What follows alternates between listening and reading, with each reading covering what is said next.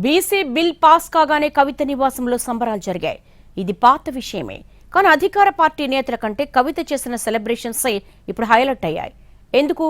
BC రిజర్వేషన్ల కోసం MLC కవిత ఏం చేశారు? ప్రతిపక్ష పార్టీలో ఉన్న కవిత బీసీ వాయిస్ వెనుక రీజన్ ఏంటి? తెలంగాణ శాసనసభ శాసన మండలిలో బీసీ రిజర్వేషన్ల బిల్లు పాస్ అయింది.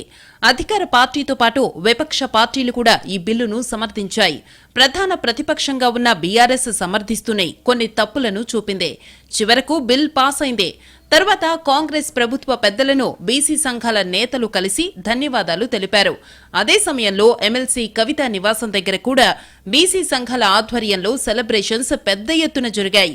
కొందరు నేతలు కవితను కలిసి ధన్యవాదాలు తెలిపారు, సెలబ్రేట్ చేసుకున్నారు. అయితే అధికార పార్టీ కంటే ప్రతిపక్ష నేతలు చేసిన హంగామానే హైలైట్ అయిందనే టాక్ నడుస్తోంది.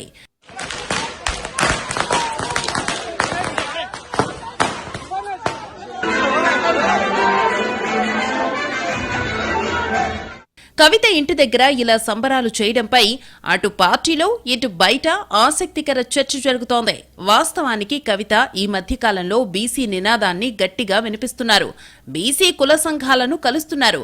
ఆయా కుల వృత్తుల కమిటీ ప్రతినిధులతో భేటీ అవుతున్నారు.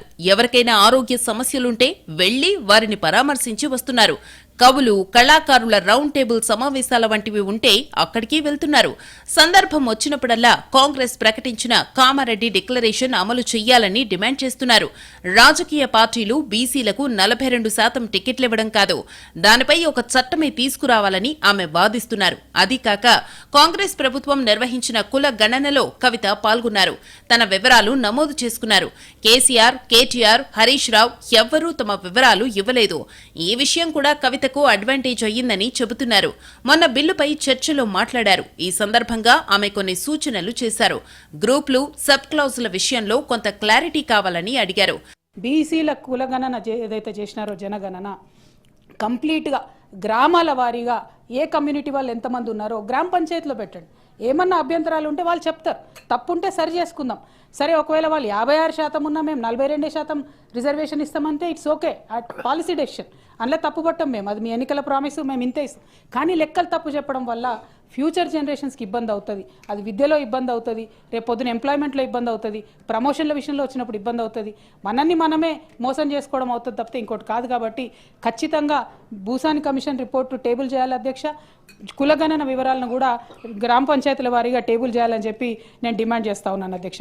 ఇలా బీఆర్ఎస్ లో ఉన్న బీసీ నాయకుల కంటే కవితే ఒకంత ఎక్కువగా వారి తరఫున వాయిస్ ని వినిపిస్తున్నారు.